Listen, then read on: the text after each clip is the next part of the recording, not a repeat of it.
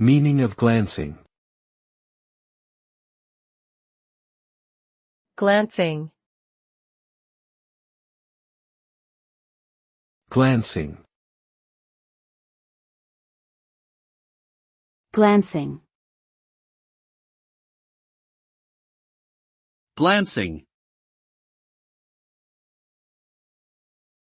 The term glancing can mean several things depending on the context in which it is used.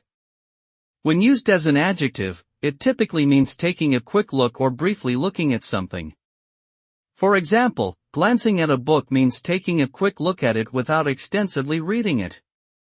As a verb, it can refer to a light impact or skimming against something. In this sense, a glancing blow is one that only hits something at an angle rather than directly, causing less damage. Overall, glancing implies a brief or partial interaction with something rather than a full or direct one.